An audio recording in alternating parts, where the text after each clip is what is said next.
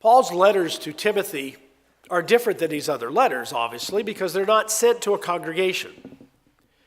They are letters sent to a younger man who was a minister, who was trained by Paul. And in 1st and 2nd Timothy is a great deal of information about what it is to be a pastor, how to pastor, the qualifications of a pastor. But in 1st and 2nd Timothy, there's also a lot of personal comments made by Paul. He was Timothy's mentor, and there was a great deal of personal affection between Paul and Timothy. Paul looked at him, you can tell when you read through the letter, almost like a son. As a man that he was training, he was teaching. And let's go to 2 Timothy chapter 1 and look at a comment he makes, because this is going to be the foundation of my sermon here today. 2 Timothy 1.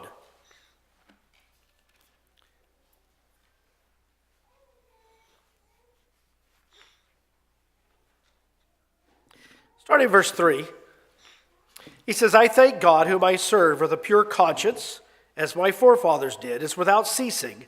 I remember you. Now, think how personal this is. He's writing to this younger man. He says, I try to serve God with all my heart, and I remember you without ceasing. All the time I pray for you, every day.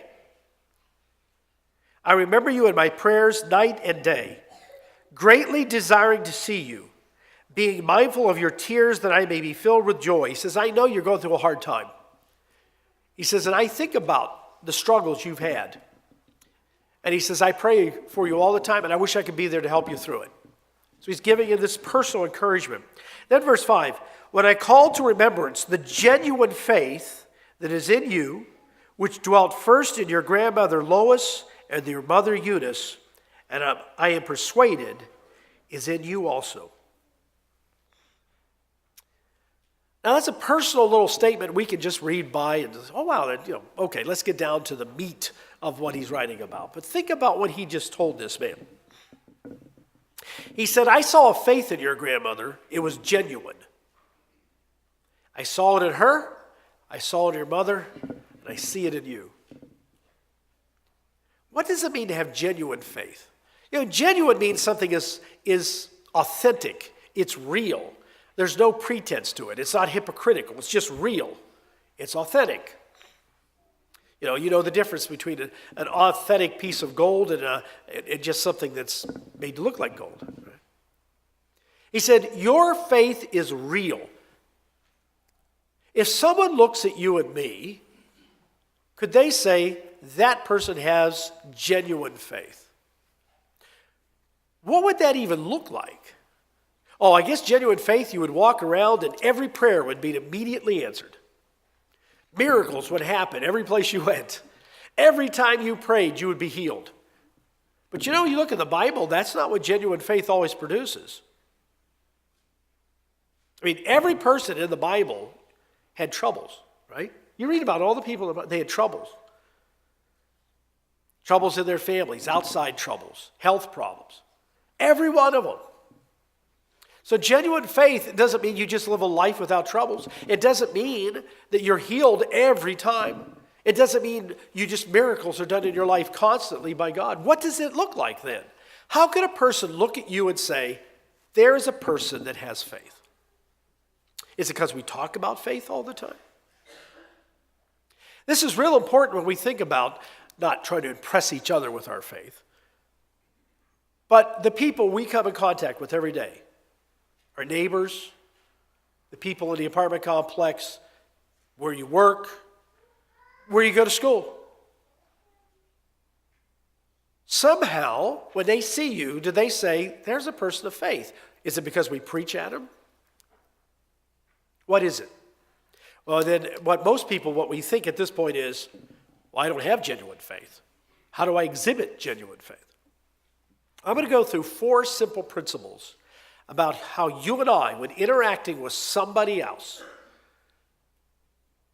can show our faith. Now, what I'm going to talk about isn't what you think it's going to be about. If I asked you to write down 4 points, you probably wouldn't write down what we're going to go through.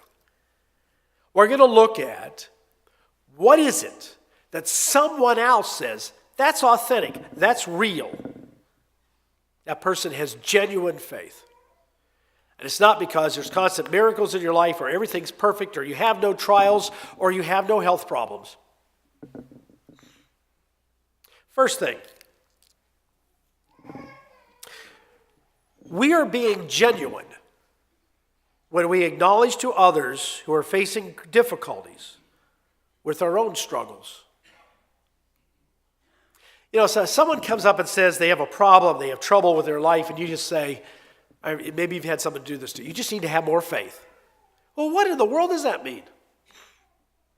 Well, you just need to have more faith, which is sort of the pat answer. And then you walk away feeling like, well, I guess that person's never struggled with faith, so that person can't help me. What does it mean to be real? To be real isn't to pretend that you've never struggled with faith. If any of you here has never had a struggle with your faith, just wait, because you will. You just haven't lived long enough yet. So when we're real about our faith, and someone comes and they're sharing with us a problem they have, their doubts about God, the first thing we need to say is, I understand. Because I've struggled with my faith too. You say, well, then I'm telling them I'm not a great person of faith. What you're telling them is I'm real.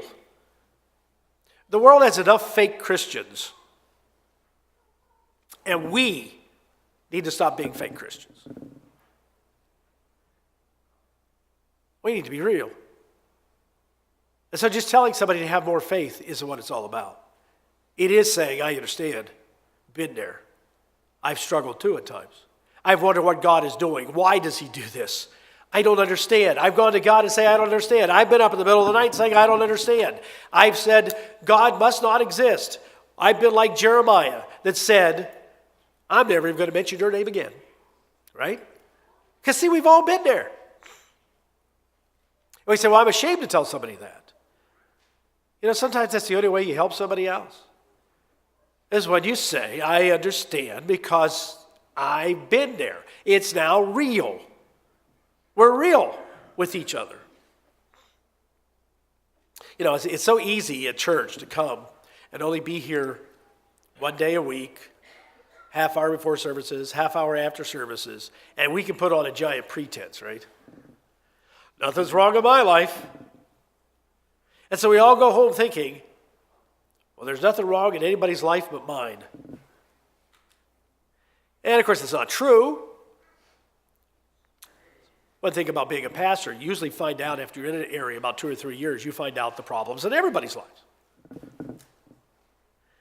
We're all in the same boat. And so a genuine faith starts with, I understand. I have struggled with my faith also.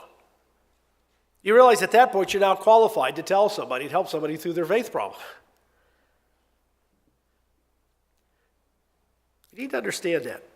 One of my favorite examples of faith is in Mark chapter 9. In fact, I did an entire television program on Mark chapter 9.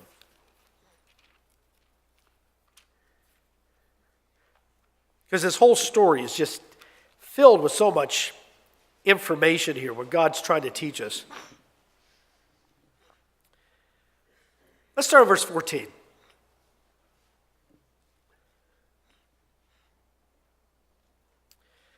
And when he came, this is talking about Jesus Christ, to the disciples, he saw a great multitude around them, and scribes disputing with them. So he looks, and there's these disciples. There's this huge crowd around him, and they're having a big argument with religious leaders, scribes, people who know the Bible. And immediately when they saw him, all the people were greatly amazed, and running to him, greeted him, and he asked the scribes, what are you discussing here with my disciples? The one of the crowd answered and said, Teacher, I brought you my son, who has a mute spirit. And whenever it seizes him, it throws him down. He foams at the mouth and gnashes his teeth and becomes rigid. So I spoke to your disciples, but they could not cast it out, but they couldn't do it. He said, I brought this, my son, who was a demonic spirit, and they could not cast him out. Verse 19, he answered and said, O faithless generation, how long shall I be with you? long shall I bear with you? Bring him to me. He looked at them, he looked at his disciples, he looked at the scribes, he looked at everybody, said, where's the faith here? They brought him to him. When he saw him, immediately the spirit convulsed him, and he fell on the ground and wallowed, foaming at the mouth. So Jesus asked the father, verse 21, how long has this been happening to him? And he said, from childhood. And he has been thrown him both into the fire and into the water to destroy him. But if you can do anything, have compassion on us and help us. He says, if this is something you can do, please help us. And Jesus then says this to him. If you can believe, all things are possible to him who believes. You think, oh, that means if Jesus would have said that to me, I would have said, that's it, I believe, let's do it. What's so amazing about this man is his absolute authentic faith. It's not that he doesn't have faith. Verse 24, immediately the father of the child cried out and said with tears, Lord, I believe. He begins to weep. And then he says, help my unbelief. You see, all of us, of ourselves, our own faith can only go so far. There's a point where even God has to help our faith. And there's a point we have to understand that. There's a point we have to say, I believe. Help my unbelief. When we think we have such great faith, the test is coming. Because there will come a time in all of our lives we're stripped down to basically nothing. And we will say, I believe, but I can't go any farther. I can't do any more. And God says, now I can help you. Now I can take you where you have to go. I will give you what you do not have. I believe, help my unbelief. He had faith. He didn't say, I disbelieve and walk away. But he acknowledged the authenticity of, but God, I'm pretty small here, and I can only go so far. You and I have to admit to God, I believe, but I can only go so far. You have to take me the rest of the way. Now we start to get into genuine faith, real faith. You know what's amazing in the Bible? Story after story after story of someone who's having struggle with their faith. Abraham, father of the faithful. How many of the stories in his life are about his struggles with faith? Where he failed sometimes. He lied because he didn't have enough faith for God to protect him. Peter denied Jesus 3 times because he didn't have enough faith. Yet I don't think any of us would say Peter wasn't a great man of faith. Huh? All of them struggled. Look how many women in the Bible you go through the study of the women of the Bible and how many of them have a crisis of faith. Hannah, Mary, the mother of Jesus. All the great people. John the Baptist. Go ask my cousin if he really is the Messiah. This isn't turning out the way I thought. I'm sitting in prison. My cousin, Jesus, was the Messiah. He's supposed to come, overthrow the Romans, set up the kingdom of God on earth, and here I am in prison. So go ask him, are you really the Messiah? Have I misplaced something here? Misunderstood something? Crisis of faith. The whole Bible is about people having crises of faith. So we have to be able to be honest enough to say, I believe, help my unbelief. And that is real. And that's when you say to someone, I know, been there, I've had that same struggle. I've asked God that same thing. God's answered me. God helped me. And then sometimes you say, and I'm still waiting for an answer. That's an honest faith. Look at Luke 7. Luke chapter 7. So I thought genuine faith would be every time I get anointed, I get healed. Genuine faith would be that bad things wouldn't happen to me. Genuine faith is facing life, trusting in God, And sometimes you just think, I don't know what I'm supposed to do next. And you're able to say that. Honest enough to say it. I'm sorry, I said Luke 7, didn't I? Luke 17. Luke 17.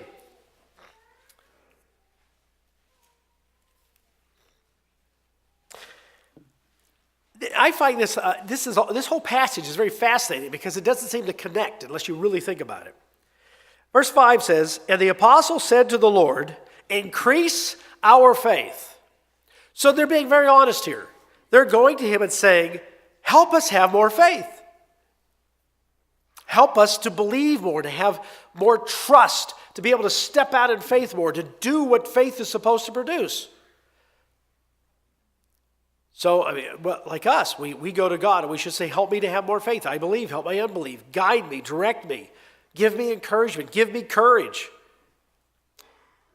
So they asked something very good. So the Lord said, "If you have faith as a mustard seed, you can say to this mulberry tree, 'Be pulled up by the roots and planted in the sea,' and it would obey you." Now you think, well, increase our faith. Oh, if you had just a dot of faith that you could hardly see, just like a little mustard seed, you could be throwing bushes out, picking up trees, flying through the air. You could be doing all kinds of stuff. You just did that much. Now they got to be very discouraged at this point. Well, we had some faith. We're asking you to help increase it. We didn't come and say we have no faith, right? I have faith, but I know it has to be increased. And you say, well, all you need is that much. And then he gives them a parable that at first must have been very discouraging. He says, "Which of you," verse 7, "having a servant plowing or tending sheep, will say to him, when he has come in from the field, 'Come at once and sit down to eat'? But will he not rather say to him, 'Prepare something for my supper, and gird yourself and serve me till I've eaten and drunk, and afterwards you will eat and drink'? Does he thank that servant because he did the things that were commanded him? I think not. So likewise you, when you have done all those things which are commanded, say, 'We are unprofitable servants. We have done what was our duty to do.'" You think, what in the world does that have to do with faith?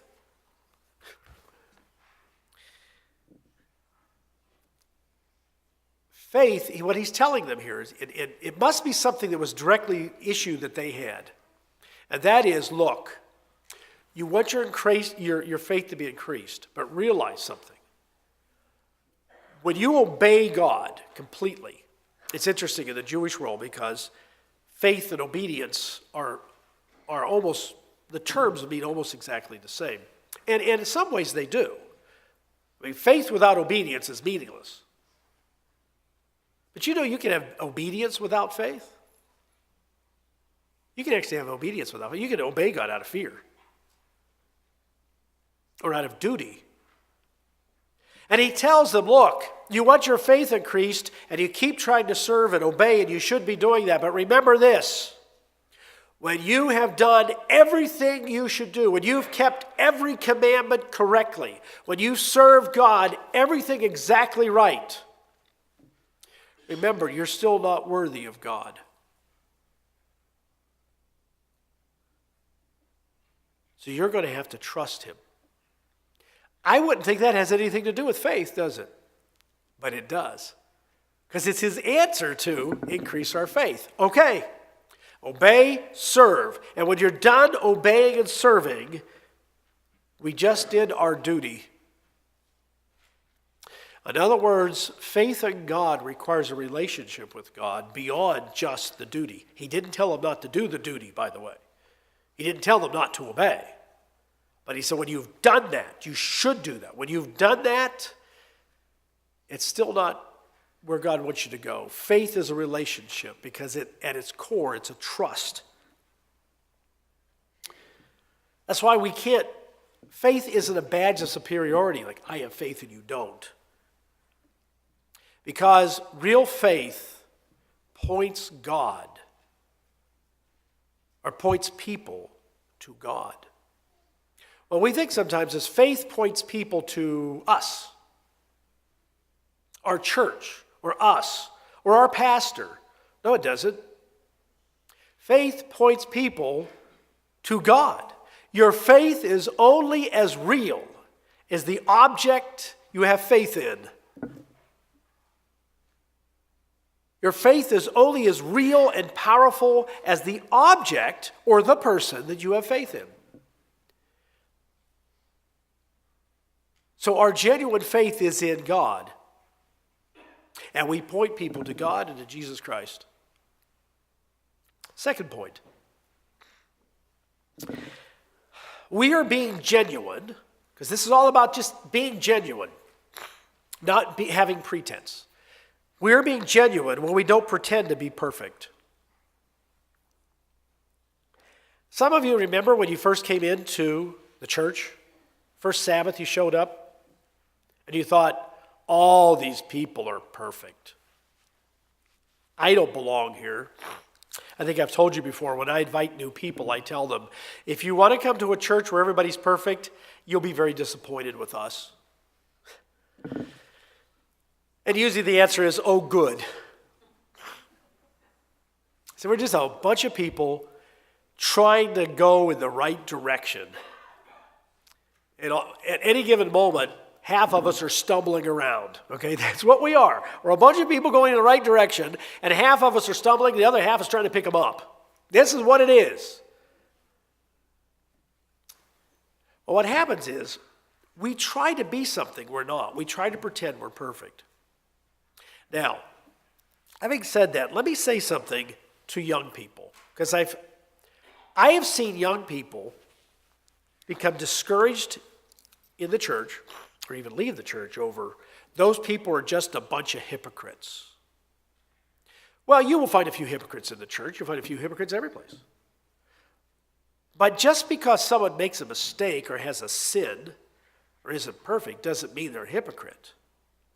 A hypocrite is a person who tries to pretend they're not that, or hide it, or say, no, I don't have that problem. That's hypocrisy. When we have a genuine faith, we know we're not perfect, and we don't try to hide the fact that we're not. That doesn't mean we go expose all of our sins to people. We're not supposed to do that. But we acknowledge, I'm not perfect. So let me tell you something, young people. To say, I'm not going to obey God because everybody else is a bunch of hypocrites is an act of hypocrisy. Because you're pretending to be something. You're pretending. If you obey God because He's God. Not because of other people. So we have to be willing to show, if we're going to have genuine faith, I'm not perfect. You know, if you've ever had someone come to you and say, and probably many of you have had over the years, I have a problem. I haven't talked to anybody about it. I'm so embarrassed. I don't know what to do. I don't know who to talk. And I know everybody will hate me if they find out that I have an addiction problem. I have an alcohol problem. I stole from my employer. I committed adultery. And if everybody finds out, they will despise me. No, when everybody finds out, they'll be disappointed. But when they come to you and say that, and you can say, wow, I've never had that problem. Okay, well maybe you've never committed adultery or you've never had a problem with alcohol, but let's just substitute something else. You know, a temper, self-righteousness,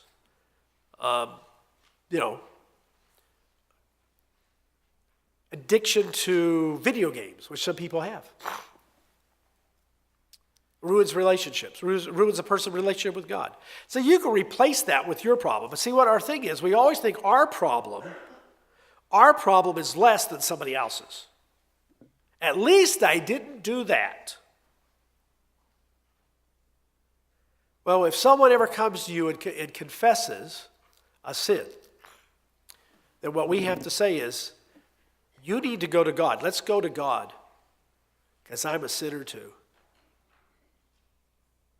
Let's go to God, because I'm a sinner too. This is genuine faith. Now, if the person says they don't want to go to God, you can't do anything about it. Look at Luke chapter 13. This is interesting because Jesus becomes angry here.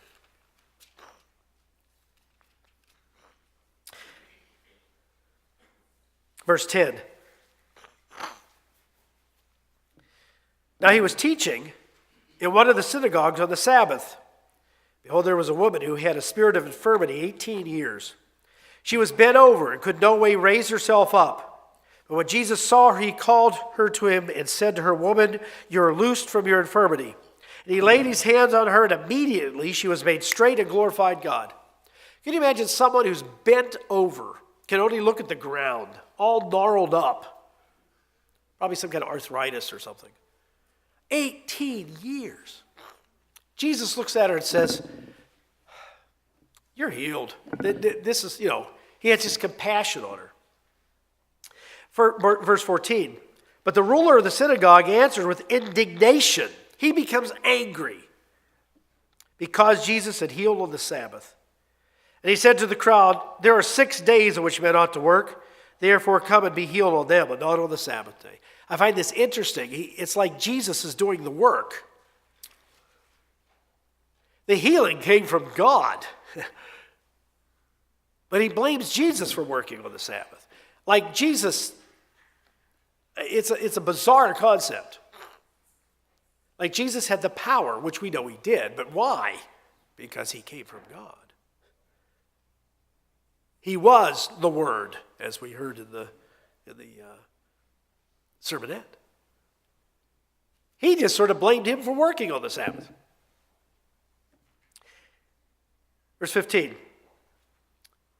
And the Lord then answered him and said, Hypocrite. Why does he call him a hypocrite? He could say, you just don't understand who I am, but he's angry with him. He says, you're a hypocrite.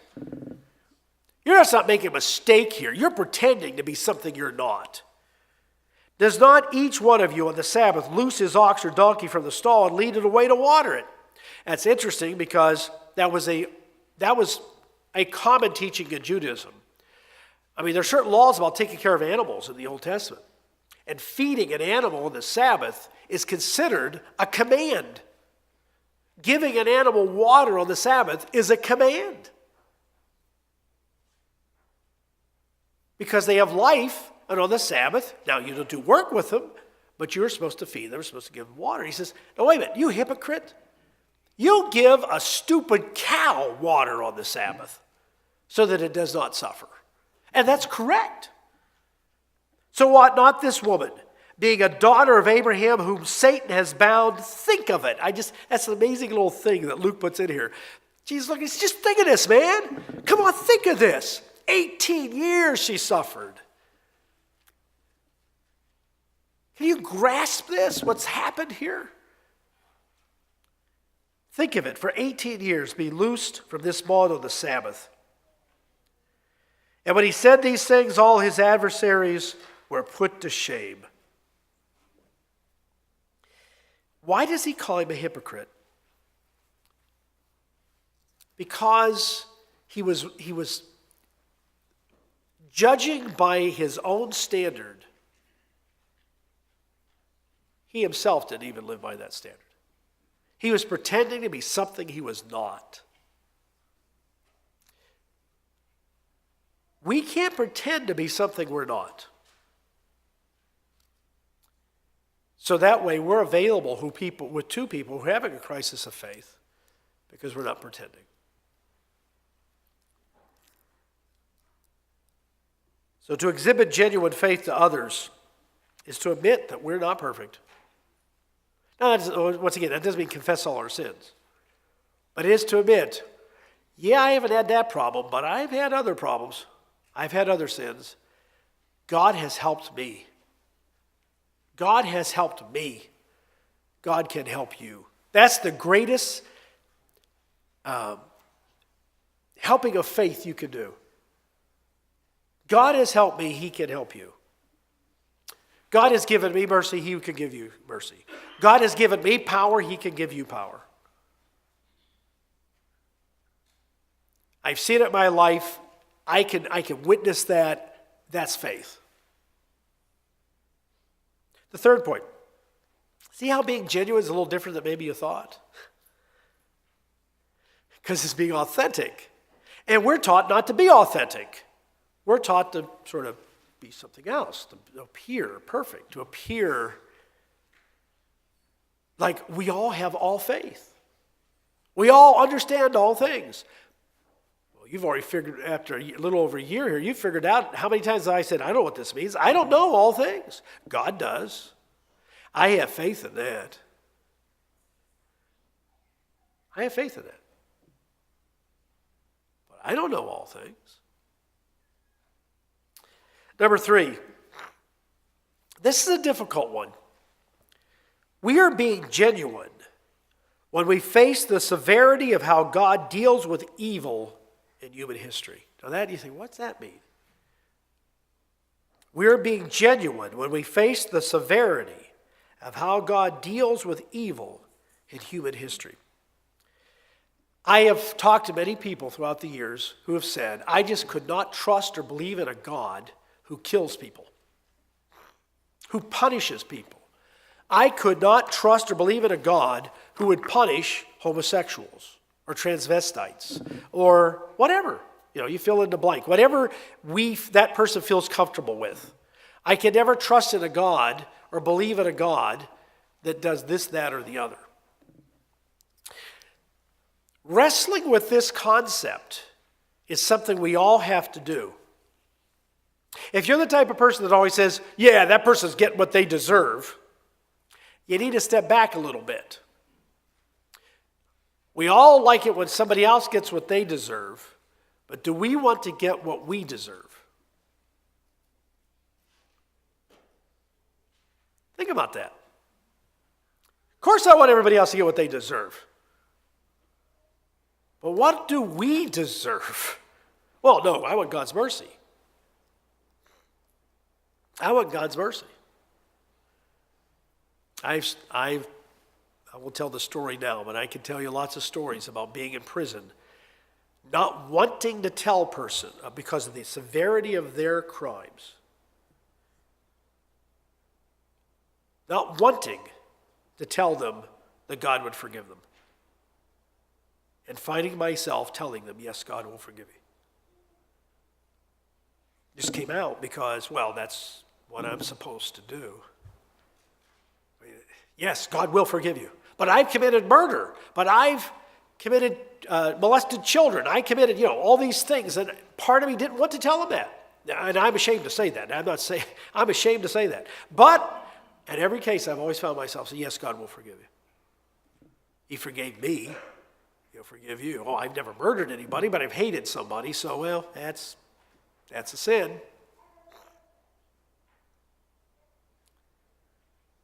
So we have to look at this and understand and wrestle with God will punish evil. And people who do not repent will be punished. Yes, there is a lake of fire, and Jesus Christ is the one who puts them in it. All judgment is given to Jesus Christ. The one who died for us determines you go to the lake of fire or you don't. Of course, it says he does the will of the Father, but you understand who looks at somebody and says, you're going to the lake of fire is Jesus Christ, the one who died for him. So we cannot escape, we cannot step back from the severity of God's judgment on evil. We can't hide from that. We can't pretend it's not there. We can't tell people, no, oh, God's not that way, because yes, he is. He will not exist with evil. It's that simple. But his mercy, the other side of him, is I will forgive you when you turn to me. And I will forgive you, and I will work you through it, and you will overcome. Think about Abraham. I'm going to go to Sodom and destroy those people. And what did he say? Oh, goody, because I know they're bad. He knew they were bad people.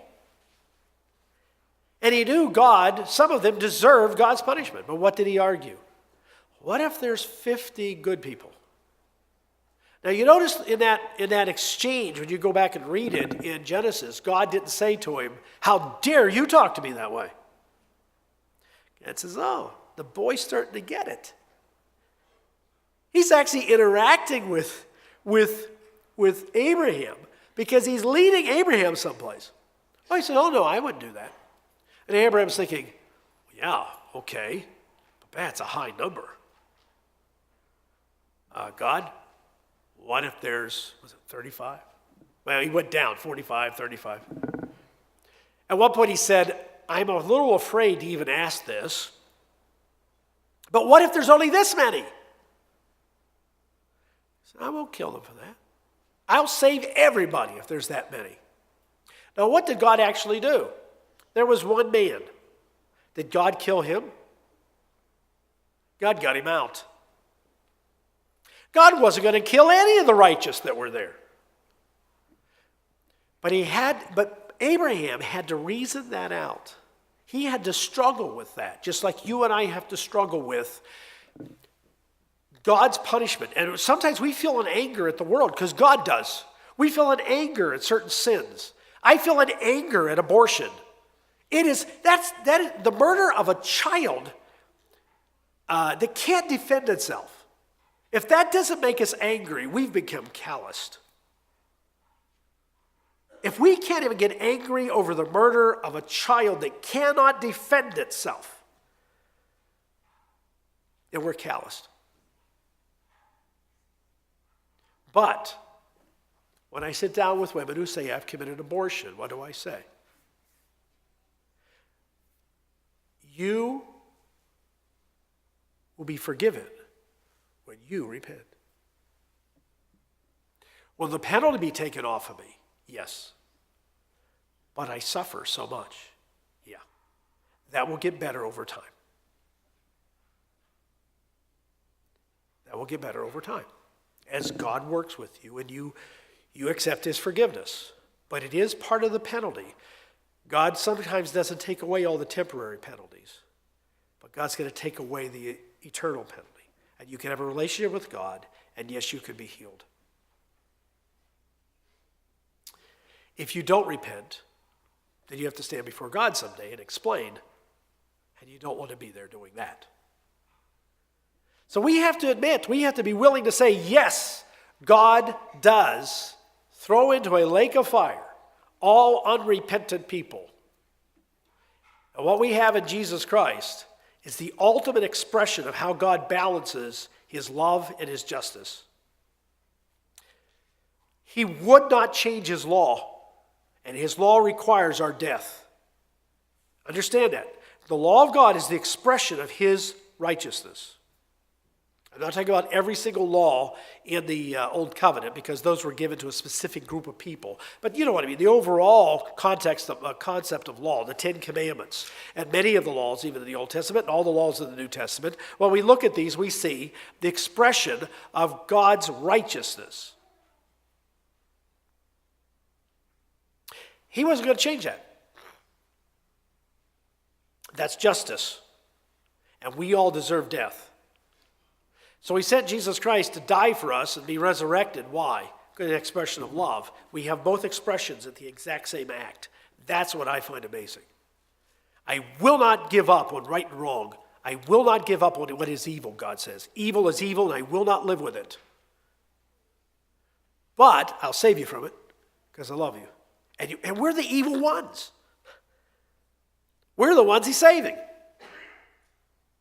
So we have to be willing to face people and say, yes, there is a judgment from God on evil, and not back down from that. Well, I could never worship a God who would do that.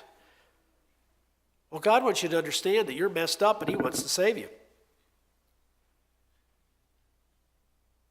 But he will not allow evil forever. But the other side of that is he'll take you out of it.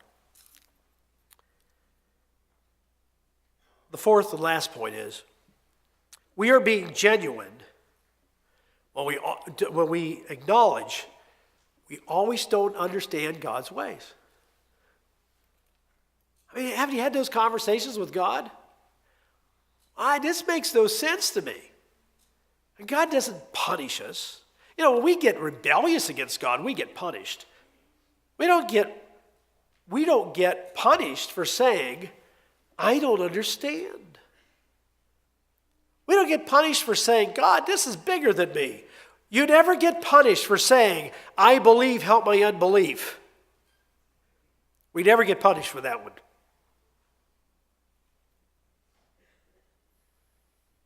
Genuine faith admits God is bigger than me. I've done my duty and it's still not enough. He has to do something in my life. Excuse me, I don't know if a little bit of cold or something, but I got up this morning, my nose is running. Don't feel too bad, but my nose is running. So that's why I'm wiping my nose up here. We have to trust in God's goodness sometimes when we don't understand. That's when faith gets real. Faith gets real is when you don't understand. But I'll trust you anyways. But I don't understand. Now that's real faith. If you always knew the outcome, it wouldn't be faith. You know, if every time you prayed, God did exactly what you wanted, it wouldn't be faith after a while. It'd be like, here's my list today, God. If you get those things done, we'll move on, thanks.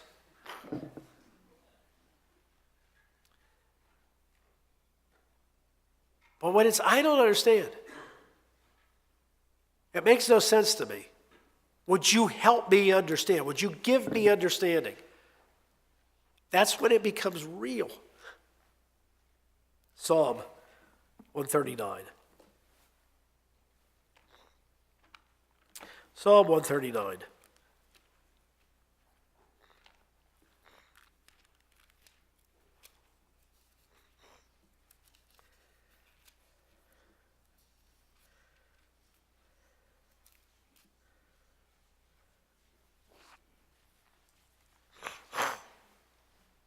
Let's start at verse 1.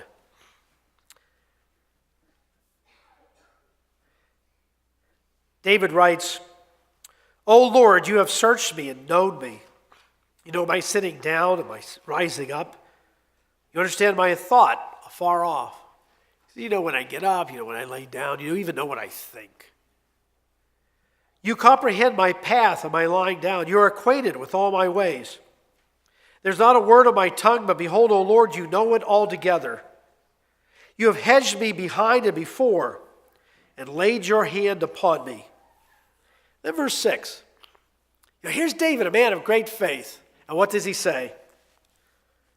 Such knowledge is too wonderful for me. It is high. I can't attain it.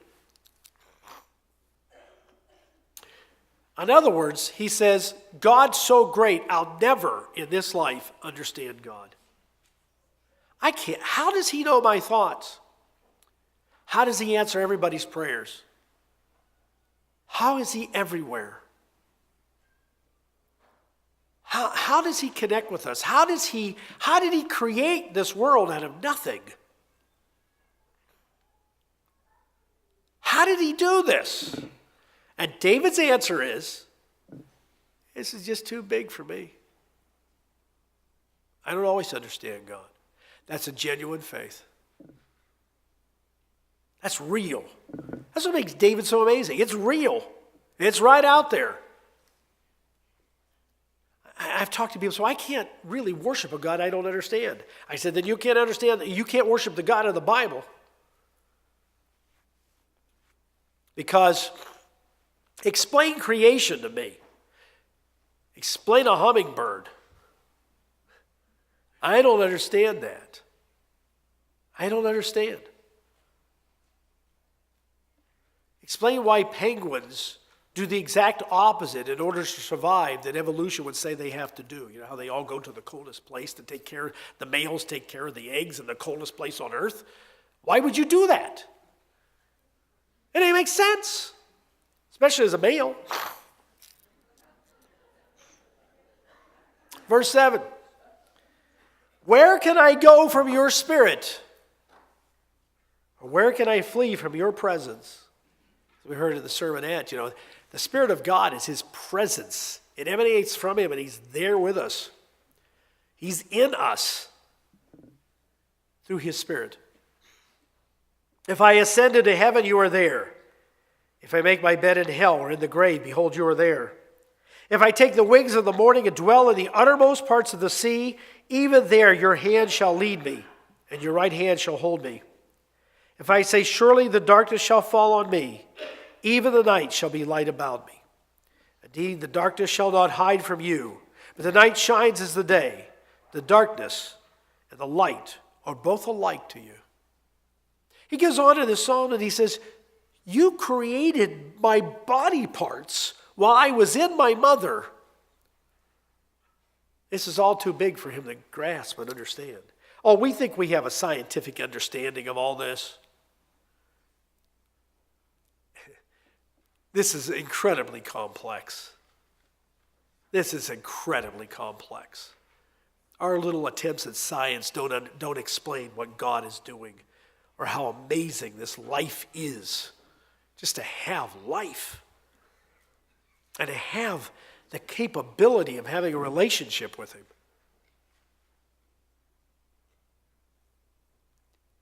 Your ways are just too big for me. That is an element of real faith. Because we're understanding who we have faith in. See, it comes back to faith is only as real as who you have faith in.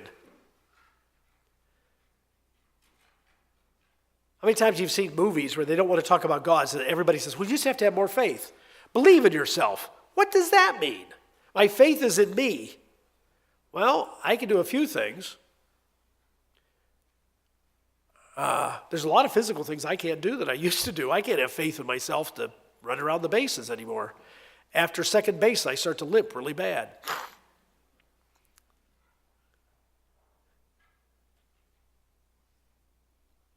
Our faith is in God, and we do not always understand. That's the humility of genuine faith. So we look at what we saw here today. By the way, it's a great there's a great comfort that comes when you stop trying to pretend you know everything God's doing. You stop trying to pretend you understand everything. And you're able to go before God and say, this is bigger than me. And you're greater than me. And I'm trying to trust you here, and I can't even figure it out. There's a great comfort in that. Because you strip away all this pretense. We deal with what is real. What Paul saw in Timothy and his mother and his grandmother was this kind of faith. Just real. It was the kind of faith that God worked in their lives because of it. So what do we see here? From the 4 points we've looked at. People who exhibit genuine faith. They exhibit it. Everybody else can see it. They don't even know they're doing this. It's exhibited. They share with others their own trials and struggles. They don't judge other people all the time when they're having lack of faith. They tell, I know, been there, done that. God worked in my life. So they share with others their own trials and struggles. 2, they don't pretend to be perfect. They admit their own weaknesses, but in that is something positive. God is working in my life. I'm not done. I'm not perfect, but God's not done with me yet. And so there's this yes, I understand, but God can change you. God can help you. God can take you up out of where you are. 3, they know God's justice and love. They know both of them. And they know that both is exhibited in the life and resurrection of Jesus Christ. Him becoming flesh and him going back to God. And what he did then and what he's doing now as high priest and savior and all the jobs that he does, we understand justice. God is not going to give up his ideals of right and wrong, good and evil, because he knows what it is. But he's also going to love us. Genuine faith understands those two things. It fears evil because it can destroy us. It hangs on to God because he loves us. And then that last thing, is that people with genuine faith admit they don't always know what God's doing. We don't know always what God's doing. But that's okay because we're not God. It's a rude awakening someday when you finally realize I'm not God. And he doesn't run the universe by my standards, by my ideas.